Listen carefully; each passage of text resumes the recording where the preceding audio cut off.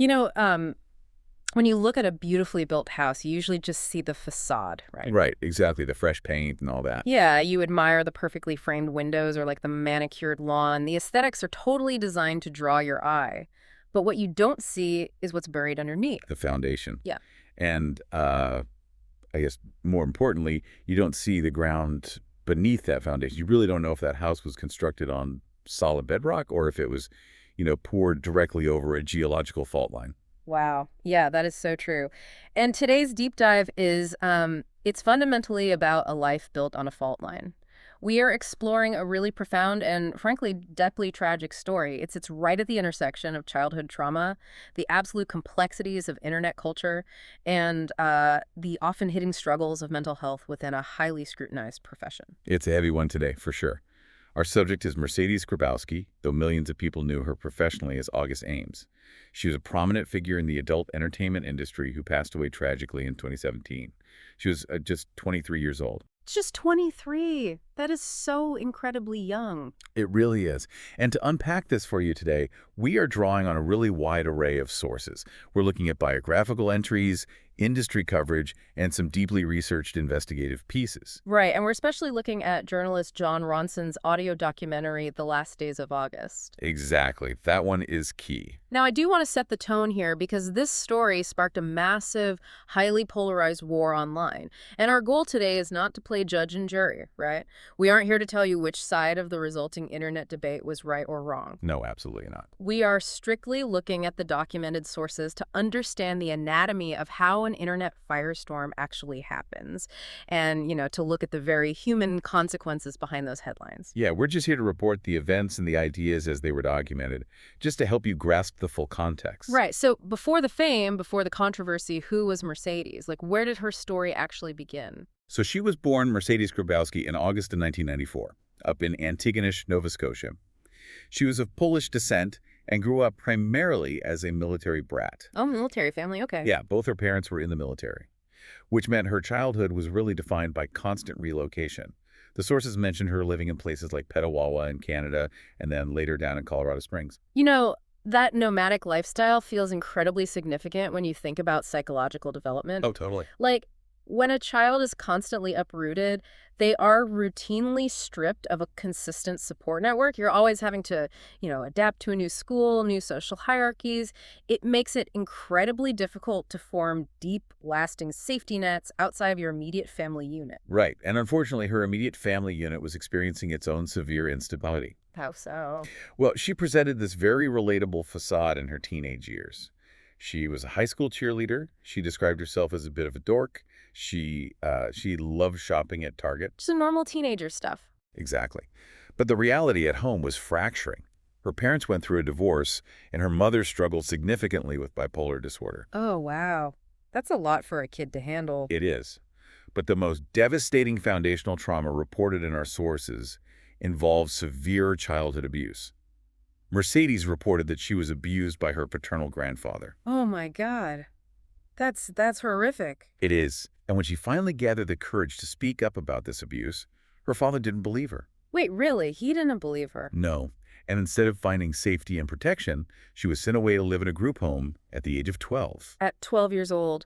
Let's really think about the mechanics of what happens to a human brain in that scenario. Going back to our analogy, that is the fault line right there.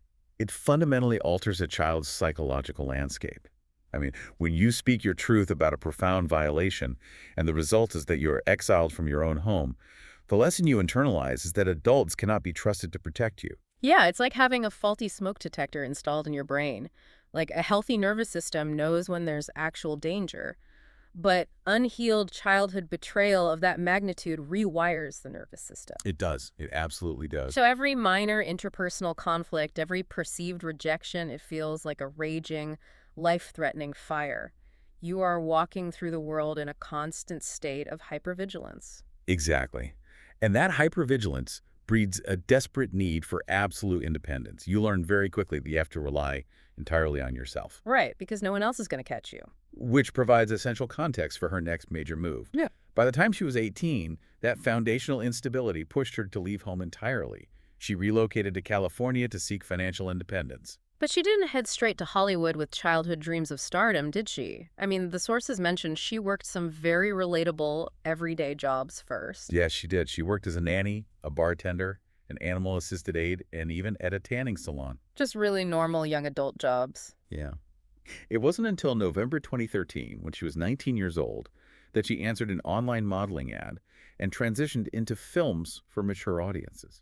That's when she officially took on the professional name August Ames. And once she entered that controversial field, her rise was meteoric, wasn't it? Oh, incredibly fast. Over the next 4 years, she appeared in over 270 mature productions. Wow, that is a huge volume of work. It's massive. She was collaborating with all the major studios. She won the 2015 Cutest Newcomer Award, the 2017 Fan Award, and she even started crossing over into mainstream media. Right, she appeared in a 2016 thriller called Model for Murder. Right, the centerfold killer. Yeah, exactly. And by 2016, she had married an industry producer, Kevin Moore, who was about 20 years her senior.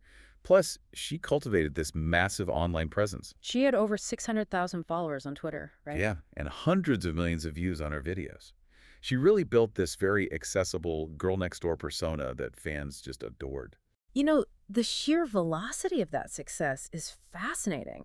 On paper, she had everything this specific area of media could offer: money, awards, immense visibility. I'm glad you brought that up because it raises a crucial point about the paradox of visibility. What do you mean? Well, I'm struggling to square this too, but in highly scrutinized, controversial fields, immense visibility almost never equates to structural personal support. Oh, I see. Because you'd think if she is making great money and has over 500,000 fans telling her they love her daily, shouldn't that success act as a buffel against her past trauma? You would think so. But parasocial relationships where fans love the persona on the screen are a one-way mirror. Right. They love August Ames, not necessarily Mercedes. Exactly. You are constantly expending energy to perform for them, but they cannot provide you with genuine emotional support in your actual life. You can be seen by millions of people globally, yet experience profound social isolation in your day-to-day life in Los Angeles. So the success brings scrutiny, but it doesn't actually heal the fault line. Not at all. And that brings us to the psychological toll behind the scenes. While her career metrics were skyrocketing, our sources detail her self-disclosed struggles with some very heavy mental health conditions. Yeah, she spoke really openly about battling bipolar disorder, severe depression, and dissociative identity disorder. Right. And for those who might not be familiar, dissociative identity disorder, or DID, is a severe psychological condition where a person's identity is fragmented into two or more distinct personality states. It is almost always the brain's ultimate defense mechanism against unbearable, repetitive childhood trauma. The mind essentially splinters so that the core self doesn't have to consciously process the agonizing pain of the abuse. And she spoke in interviews about how crippling these episodes could be. She would have flashbacks to her childhood trauma that left her unable to get out of bed, forcing her to, cancel weeks of work at a time. Yeah, and the biographical reports note that she turned to self-medication, using marijuana, alcohol, and occasionally cocaine just to numb the psychological pain. It's just so sad, because she actually desperately wanted professional help. But here we run into a massive systemic roadblock. Right. When she sought therapy, she reported facing intense judgment from mental health professionals. From therapists, that's awful. Yeah. Instead of treating her underlying clinical disorders, therapists would routinely dismiss the complexity of her childhood trauma and attribute her depressive state entirely to her career in the adult entertainment industry. Let's dig into the why of that for a second. Why would a trained medical professional do that? Is it a lack of specialized training or a systemic bias? It's largely a systemic bias. It's often referred to in sociology as occupational stigma. When a medical professional is trained to look for environmental stressors, their own personal biases can cause them to hyperfixate on a taboo or controversial job. So they confuse a lifestyle choice with the root pathology. Exactly. They assume the job is the problem.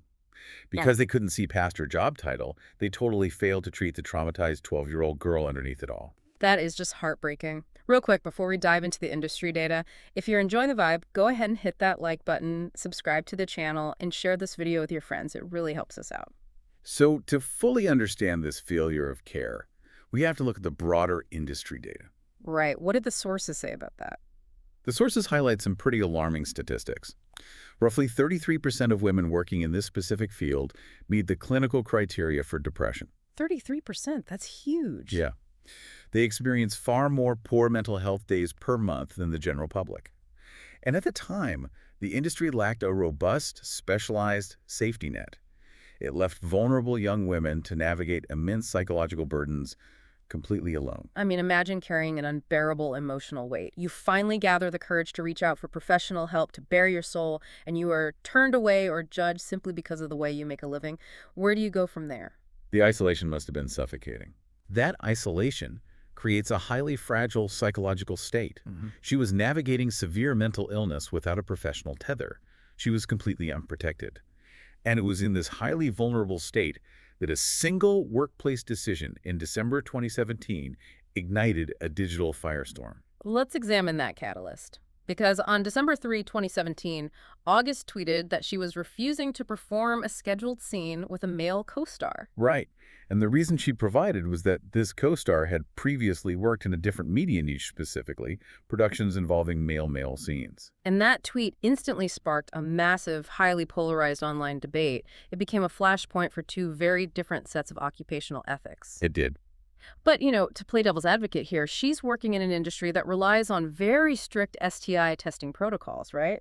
It wasn't the backlash, at least initially, a valid critique of her seemingly ignoring the science of those industry protocols. Well, let's look at the mechanism of that testing system.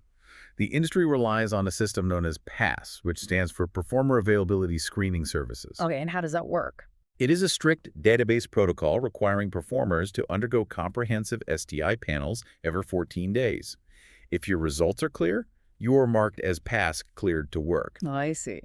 The critics of Ames's tweet, which included online users, LGBTQ+ advocates, and a lot of her own industry peers, argued that boundary setting should be rooted entirely in this scientific protocol.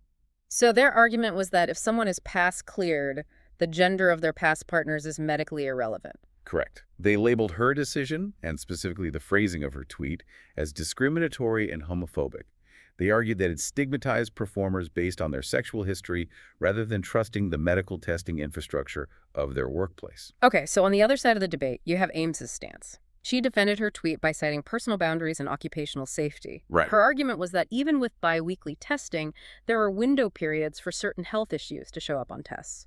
She pointed to statistical data regarding higher transmission risks within different demographics. And her core argument was that in a high-risk physical profession, she possessed the absolute right to bodily autonomy. She felt she had the right to calculate her own risk and say no to anyone for any reason. She called it doing homework for her body. It's a deeply complex collision of occupational safety, bodily autonomy, and anti-discrimination ethics. It really is. But social media platforms, by their very design, strip away nuance.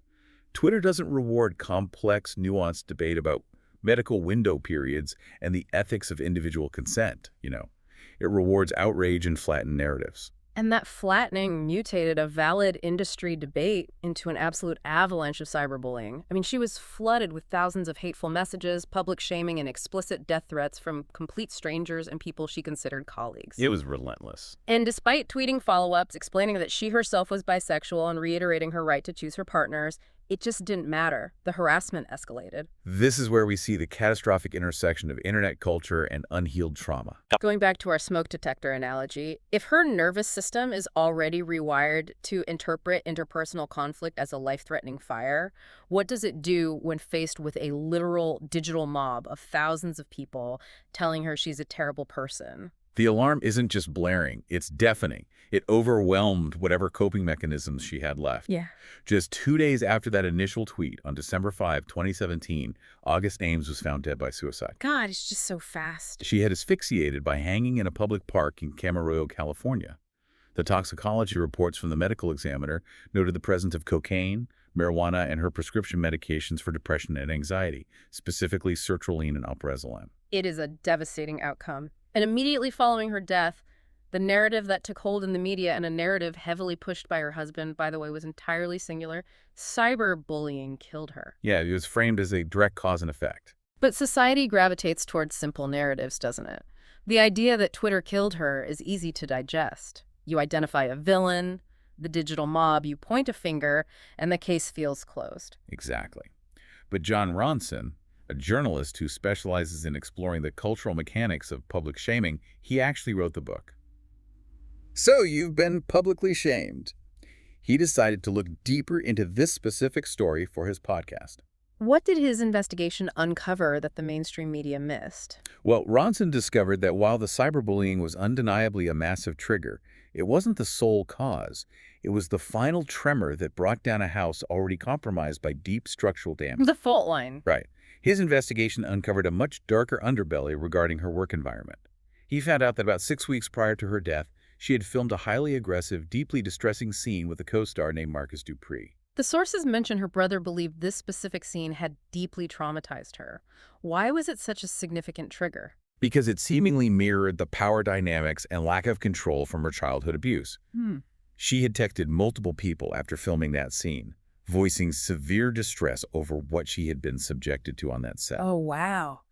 Ronson's investigation highlighted that she was dealing with immediate, unresolved workplace trauma, combined with intense marital tensions and the profound social isolation she felt in Los Angeles. So the truth wasn't a straight line at all. It was a heartbreaking web. It was unhealed childhood PTSD, toxic and potentially exploitative work environments, systemic medical neglect from therapists who judged her, and then finally the match dropped into the powder keg, a massive, aggressive digital mob. Yeah, her death forced an entire industry to hold up a mirror to its own practices. The tragic synthesis here is that the people on the screen are human beings carrying incredibly complex psychological loads. Absolutely. The industry realized it had a duty of care to protect them mentally, not just physically, through STI testing. And that realization did leave a tangible legacy, didn't it? It did. Her passing directly led to the creation of support networks that simply didn't exist when she needed them. Like what? Organizations emerged, like the August Project, and most notably, Pineapple Support. Pineapple Support was launched specifically to provide free or subsidized mental health resources and therapy provided by professionals who are specifically trained to understand and not judge performers in the adult entertainment industry. So they basically created the safety net that she was denied. Exactly. As we wrap up this deep dive, it's vital to remember the human being behind the viral headlines and the tragedy. Mercedes Grabowski wasn't just a controversy, and she wasn't just a statistic. She was a young woman who loved going to Target. Yeah. She survived a profoundly traumatic childhood betrayal and bravely sought independence in a new country, only to be crushed by the combined weight of systemic neglect, workplace trauma, and digital cruelty. It forces a critical reflection on how every single one of us participates in digital spaces. It really does.